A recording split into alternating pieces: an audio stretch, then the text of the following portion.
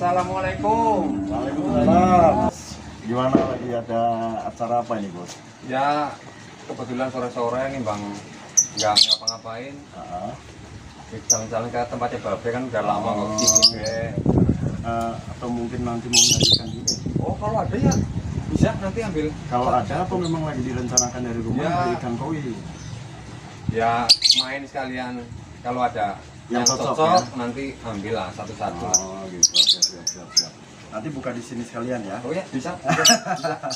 Ngobrolnya enaknya di dalam, kayaknya lebih seru ya. Oh ya, sahabat, ada sahabat atau subscriber dari Babe Koi TV. Ini main ke sini mumpung lagi bulan Ramadan ya kan, bulan lagi puasa. Dia itu sekalian ngabuburit main ke tempat saya ya.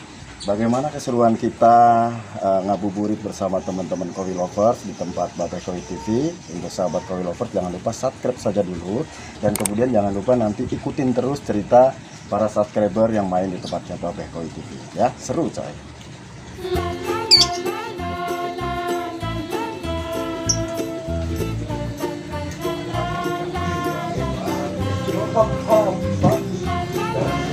Oke, terima kasih udah menyempatkan waktunya, dan kemudian bukan dengan Mas siapa? Kita. Mas Gita doang yang main di sini ngabuburit, menyempatkan waktunya sambil menunggu buka puasa ya. Yang dari Salem juga hadir. Salem Brebes ya berarti ya. Brebes juga hadir, dan kemudian ini tetangga desa saya ada Mas siapa Mas? Mas Doni. Mas Doni, dan kemudian Om Kumis. Om Kumis, dia pun juga ya tim dari saya lah, tim dari Babe Koi TV, dan dia pun juga sebagai kameramen, dan kemudian punya channel YouTube juga. Channel YouTube-nya apa Mas? Channelnya Olis Gading. Jangan lupa di subscribe, karena subscribe itu gratis bosku. Mantap jiwa. Oke, gimana Bos? Ada keperluan apa selain daripada untuk ngabuburit? Barusan katanya informasi mau nyari ikan koi atau mungkin ada konsultasi lain. Tapi maaf, karena ini kan lagi posisi bulan Ramadan, dan kemudian lagi masih dalam kondisi pandemi 19. Lebih bagus karena ini banyak tamu dari Brebes, ada dari Banyumas. Ya kan. Bawa masker? Bawa. Harus dipakai dulu dong. Ini ya demi kenyamanan, demi keamanan kita juga. Bukan berarti sih kita nggak percaya atau saya itu nggak percaya dengan kalian. Ya semoga kita tetap sehat ya, safety menjaga protokol kesehatan. Gimana Mas Gita ya? Iya. Oh iya Mas Gita. Namanya kayak nama cewek ya. Gimana Bos? Ya? Penyanyi? Bukan Mas, Bukan penyanyi, dia mah ini apa? Tinju. Oh, petinju. Bener petinju. Serius nih petinju? Bukan. Apa? Keseharian? Di Purwokerto, Pancar Kembar. Oh, Cat gitu. mobil. Oh, cat mobil. Iya. Tapi memang hobi ikan koi juga ya. Ya, hobi. Di rumah ke adalah sini? dikit-dikit. Kenapa merapat ke sini? Ini bukan settingan sama sekali. Dia pun sebagai subscriber dari Babe Koi TV, dan kemudian yang dari Brebes ini mana dari? Dari Salem. Iya, dari Salem Brebes. Dia pun juga sebagai subscriber dari Babe Koi TV. Mungkin ada keperluan datang ke sini selain daripada ngabuburit. Mungkin ada apa? Yuk kita ngobrol tentang dunia ikan koi lah. Iya. Gimana? Gini, Beh. Ya, gimana? Kemarin aku beli koi di pasar. Mana? Pasar Pasar lah ya, di pasar. Nah, terus kemudian 1-2 hari itu sih sehat ya. Menjelang kurang lebih seminggu, ada yang kena jamur, ada yang badannya merah-merah. Itu kenapa ya, Beh? itu ikan yang baru beli atau semuanya Yang baru akhirnya beli. malah kena? Yang baru beli, terus yang sekolah malah semuanya juga malah iya, kena ya, jadi gitu ya. ikutan kena. Gitu. Di rumah ada tempat untuk karantina. Saat itu waktu lagi ngambil ikan di pasar itu, di rumah melalui proses karantina nggak? Kebetulan nggak ada. Nah, Kebetulan itu nggak ada. sepele tapi dampaknya Iya. gede, guys. Bukan saya maksud menggurui ya. Kalau memang bermain ikan koi apapun jenisnya, bukan hanya sebatas ikan koi. Kalau ketika di akuarium atau di kolam filter itu, ketika ada datang ikan baru, itu lebih bagus melalui proses karantina dulu. Nah, itu beli di pasar ada 2 ekor. Beli kurang lebih 10 lah. 10 ekor. Ya. Dan yang di kolam ada berapa? Yang di kolam ada 25. Ada 25 ekor ditambah 10. Gara-gara ada 10 ekor terus kemudian sekarang ikan yang di rumah ada berapa? Tinggal berapa maksudnya? Tinggal 4 ya. Waduh, berarti yang mati banyak ya. Banyak, ada banyak 21 yang mati, berarti ya. 25 tambah 10 35 berarti tinggal 4 berarti mati 31 ekor. Iya. Aduh, sayang sekali. Padahal koleksinya saya tahu ada pernah kita chat ya, koleksinya ada yang belinya agak lumayan mahal. Itu gara-gara kesalahan Om sendiri ngambil ikan dari pasar, tapi bukan berarti saya itu menjelekan ikan pasar nggak bagus tentang soal masalah kesehatan. Itu sebetulnya cara penanganan kita sih. Mungkin akunya aja yang kurang sabar, mungkin belum karantina apa gimana gitu loh. Nah makanya mungkin lah Om sendiri juga sudah sering banget ngeliat di YouTube ya kan, tutorial untuk menangani ikan baru, ikan mau memasukkan ikan baru di kolam filter. Itu harus lebih bagusnya seperti apa. Kembali saya tuh di sini kepingin membahas, mumpung Om sendiri tuh lagi apa ya, ada cerita ya. Iya. Beli ikan terus kemudian langsung ditaruh di kolam filter, kemudian dampaknya seminggu kemudian ikan pada mati dan sisa. Iya, sekolam dan tinggal 4 ya kan. 31 ekor mati. Nah, di sini penting sekali untuk para subscriber. Saya tuh kepingin, bukan maksud untuk menggurui ya kan. Mas Olis juga sering belajar tentang ikan, cara penanganan ya kan. Di sini nanti kita sambil mengedukasi untuk Mas Gita dan kemudian teman dari Salem Brebes dan kemudian para subscriber. Itu tolong diperhatikan untuk kalian semua. Ketika kalian itu kepingin menambahkan koleksi ikan ya kan di kolam filter kalian semuanya, itu ketika datang ikan baru harusnya lebih wajib, ini masuknya wajib kalau menurut saya, wajib harus dikarantina dulu.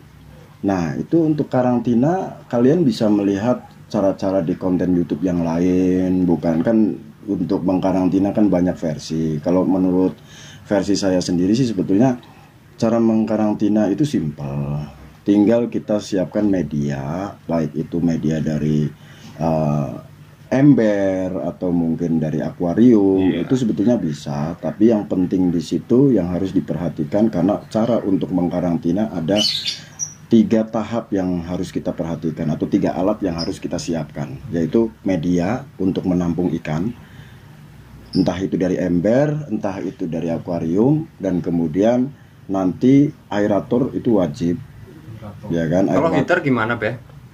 Aerator wajib, dan kemudian poin yang kedua itu heater. Kalau menurut saya heater itu wajib ketika kita mau mengkarantina ikan koi. Dan kemudian yang ketiga itu antara penting dan nggak penting. Tinggal melihat media yang kita pakai. Akuarium, kalau di situ ada media filternya yang memang sudah paten di akuarium tersebut, memang kita harus memakai mesin tujuannya itu untuk menampung amoniak yang keluar pada ikan koi tersebut. Nanti filter dengan filter yang sudah ada. Tanpa dengan filter yang sudah ada paten di akuarium itu, kita pun juga bisa mensiasati dengan cara filter eksternal, yaitu filter yang dirakit oleh kita, kemudian dibantu dengan pompa. Nanti filter itu tinggal dikasih media, dan di situ tinggal kita lihat perkembangan pada saat kita mengkarantina ikan koi kita gitu. Jadi yang perlu diperhatikan sebetulnya mesin. Kalau ada filternya berarti mesin itu diperlukan. Kalau tidak ada mesin juga sebetulnya pakai aerator dan heater itu pun juga sudah cukup. Cuman kalau pakai aerator dan heater nanti kita direpotkan di setiap hari. Ganti air tiap pagi itu tiap pagi sehari sekali diganti air. Tapi terkadang kalau ikan baru kan kita nggak tahu ikan tersebut itu diambil dari kolam lumpur atau memang dari kolam filter ya kan. Kalau kita ngambil di pasar, biasanya di pasar itu ikan yang diambil dari langsung kolam lumpur terus dijual di pasar gitu kan, kita nggak tahu. Kalau menampung ikan, kalau kita membeli ikan yang dari kolam lumpur itu pasti amoniaknya banyak banget. Dan kalau kita tanpa pompa atau mesin, hanya mengandalkan aerator dan heater, Di situ kita direpotkan bisa dalam 1 hari, selama 4 hari itu dalam 1 hari kita wajib mengganti airnya 2 kali. Nah makanya sebetulnya untuk tidak merepotkan kita, mesin pun juga sebetulnya dibutuhkan. Kalau waktu kita banyak ya tanpa mesin bisa, yaitu dengan menggunakan aerator dan heater. Ya. Cuman itu alat yang kita butuhkan. Dan pada saat kita mau mengkarantina ada proses juga. Di media tersebut harus diisi air 1 hari sebelum dikasih ikan untuk karantina itu. Iya. Jadi jangan asal kita beli terus habis itu kita ngambil air atau masukin air. Ya sebetulnya kayak gitu pun juga banyak yang melakukan. Iya. Cuman lebih safety kalau menurut saya dipersiapkan 1 hari sebelumnya gitu. Nah di situ pas lagi kita mempersiapkan air untuk karantina ikan 1 hari sebelumnya itu, pas kita ngisi air, kemudian pompa, aerator dan heater dinyalakan ketika nanti ikan baru dimasukkan. Ya. Nah itu nanti sehari sebelumnya pas air sudah dijalankan, air sudah ada dan mesin sudah dijalankan, aerator juga sudah dijalankan, itu dikasih garam. Dikasih garam kalau menurut saya. Tujuannya itu untuk menetralisir air. Kalau dibilas dulu sama PK itu gimana, Be? PK ikannya? Iya. Oh, itu wajib. Oh, wajib. Kalau menurut saya wajib. Iya. Soalnya nah itu prosesnya dari awal itu 1 hari mempersiapkan airnya dan kemudian ketika ikan datang di situ harus dibilas dengan PK. Menurut saya harus dibilas dengan PK dan disamakan pH-nya dengan air itu dengan cara mungkin airnya ikannya itu dalam kantong itu diapung dulu di akuarium, di situ juga bisa. Kalau enggak diapung dengan air yang sama kita ambil entah itu dari sumur atau dari keran PDAM, itu pun juga sebetulnya sama. Nah itu selama 15 menit dibiarkan, habis itu dilepas ikatannya dan dibiarkan lagi, tetap digantung dengan aerator. Setelah dia udah mulai agak mendingan, dibilas dengan PK. Habis itu setelah sudah dibilas dengan PK, baru dimasukkan ke media filternya. Media buat karantina. Insya Allah dengan cara seperti itu, menurut saya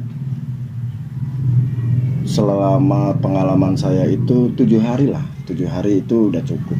Bisa langsung masuk kolam filter. Udah layak, ikan udah bisa beradaptasi dengan air yang ada karena kan pindah tempat otomatis kan butuh adaptasi itu satu. Dan kemudian selama 7 hari itu pun juga ketika memang ada perjalanan ngambil dari tempatnya om yang beli, itu kan tidak menutup kemungkinan ikan stres di jalan dan kemudian ada sisik yang lepas selama 7 hari itu pun juga nanti setidaknya sisik yang lepas itu kulitnya udah kering selama 7 hari itu. Sebetulnya tidak ada patokan sih kalau menurut saya, cuman pengalaman saya biasanya 7 hari itu udah kelar. Tapi kembali lagi tidak ada patokan, kita tetap harus memperhatikan setiap harinya gerak-gerik dari ikan tersebut. Kondisional ya? Kondisional, kita harus kondisional. Begitu menurut pengalaman saya. Mas Olis pun juga sudah biasa, dia tuh menangani lah. Kita belajar bareng soalnya di sini. Sekali lagi mohon maaf Mas Dita ya, Mas berbagi Dita. Pengalaman lagi. Iya, saya bukan maksud menggurui. Kita berbagi pengalaman di sini karena kita satu hobi buat ajang silaturahmi kan lebih positif intinya gitu. Terus gimana lagi? Apa lagi? Mungkin ada yang perlu dipertanyakan dari Salam juga mungkin barangkali. Kalau saya mah kesini sekalian silaturahmi ya. Terus? Yang pertama, yang kedua itu gimana sih caranya gitu loh? Buat pemula ini, buat pemula. Saya kan pertama itu nggak tahu masalah ikan koi gitu. Buat pemula biar seneng ikan koi gitu apa gimana? Bukan perawatannya.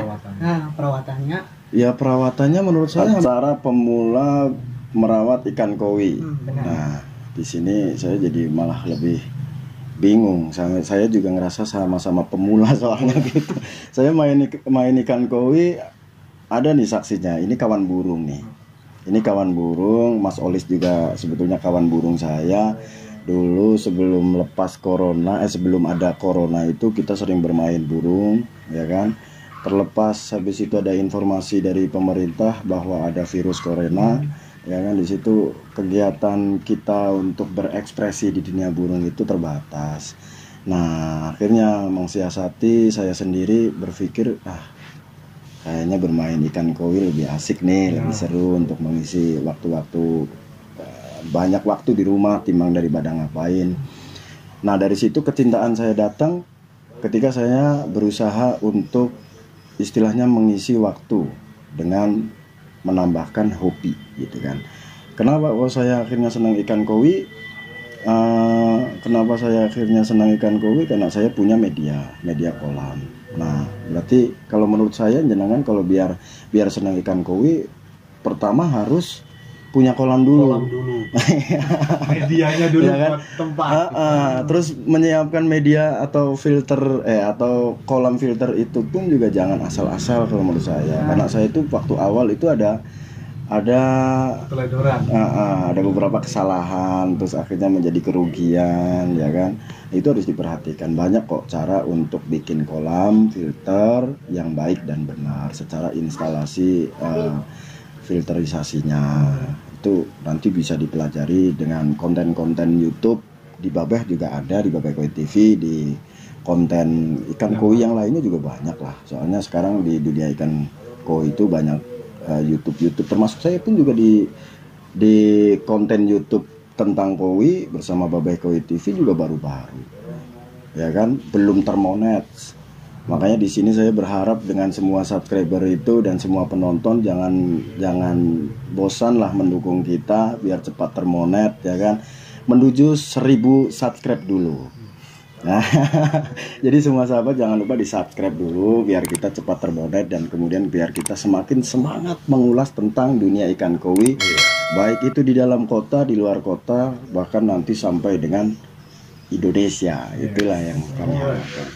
Itu menurut saya dipersiapkan filternya dulu atau kolamnya dulu. Habis itu jenengan sambil belajar mengenal tentang ikan koi, cara perawatan dan lain sebagainya. Nanti konsultasi dengan Mas Olis atau dengan kita semua dan kemudian dengan rekan-rekan koi yang di tempatnya sampean pun juga bisa nanti diajak konsultasi, istilahnya berbagi pengalaman gitu. Apalagi kalau misalkan selain itu mungkin barangkali ada yang pertanyaan lagi nih.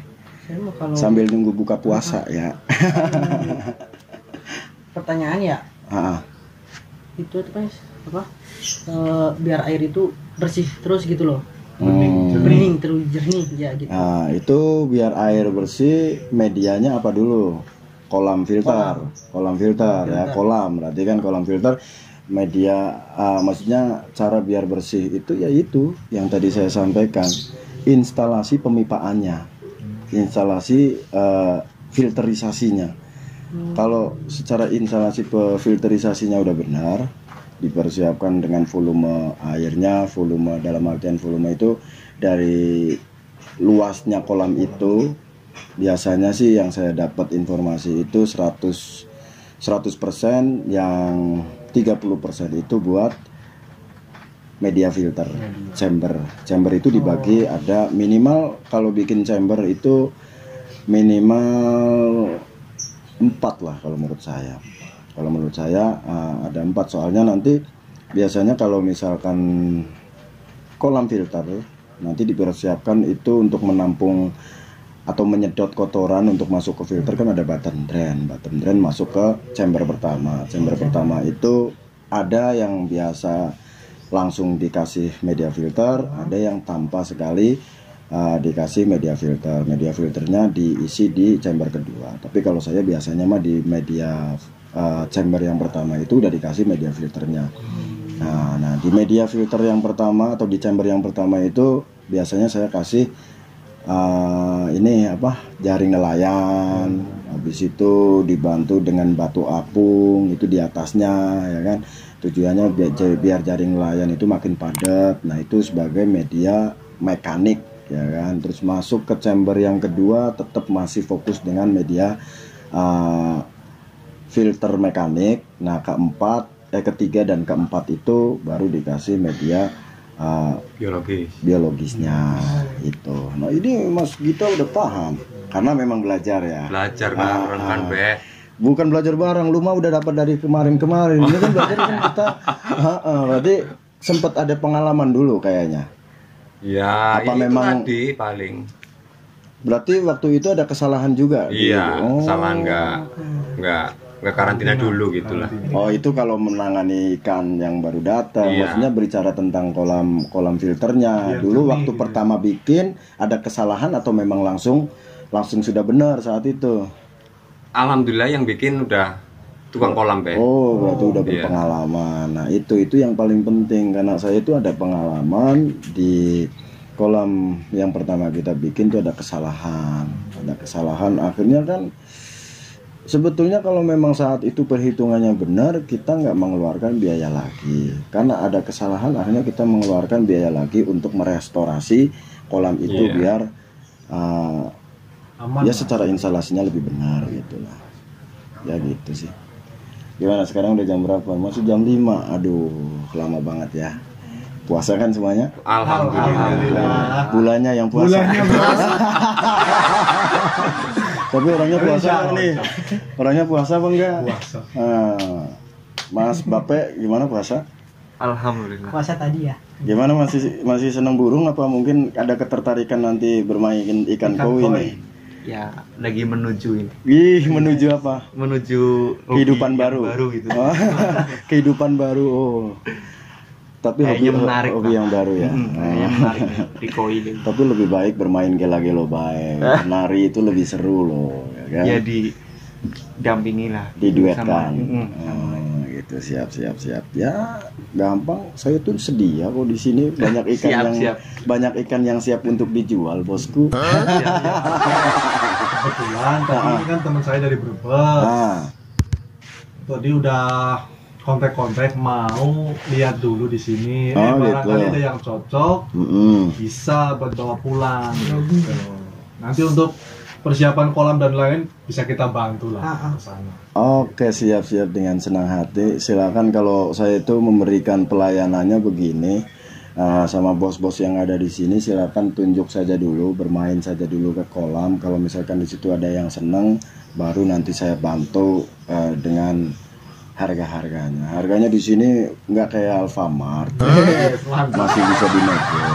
Bos, saya ada uang 100.000 biar saya dapat ikan size 50 cm gimana? Maaf, paling sampean tinggal download aja. Dinikmati di situ. Kalau nyari size 50 cm dengan harga 100.000 impossible kalau menurut saya. Ikan koi loh khususnya loh ya. Gitu. Ya, bicara tentang ikan koi, tentang harga. Kalau menurut saya itu harga itu tidak ada patokan di ikan koi, ya kan? Dan kemudian ada banyak ikan koi size kecil harganya mahal. Ada banyak juga ikan koi size-nya besar harganya murah gitu. Ya tergantung dengan kualitas mungkin ya, Pak. Kualitasnya benar. Kualitasnya. Ya gitulah ya, kalau memang sampean tertarik silakan.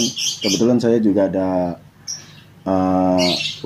mau keluar sebentar jemput anak, jadi kalian silakan nanti didampingi dengan Mas Olis lah, karena kan usaha ini kan kita barengan sama Mas Olis, ya kan gitu. Emang sudah gitu kalau bos nggak benar.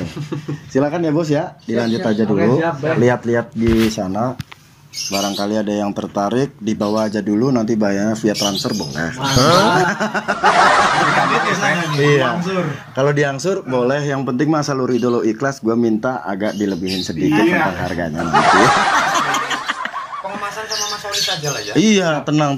Sama saya nanti dibantu sama saya. Saya cuma jemput anak sebentar kok. Ya. Silakan sok dinikmati aja dulu.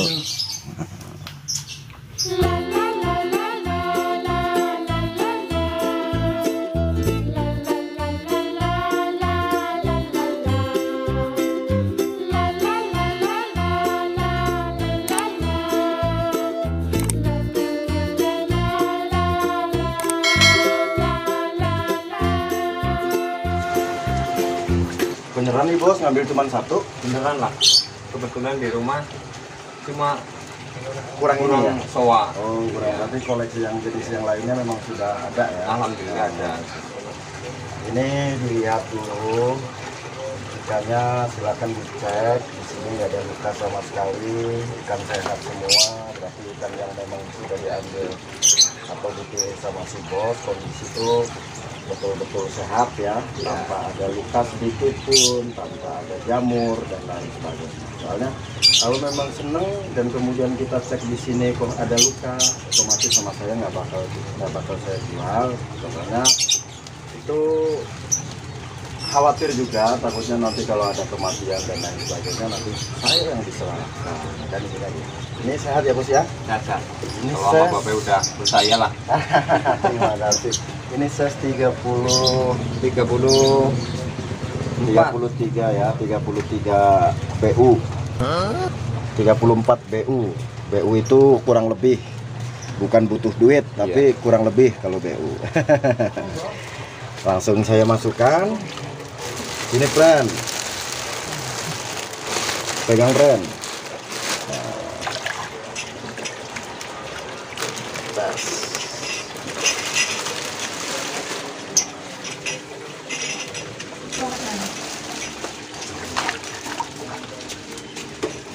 Konten.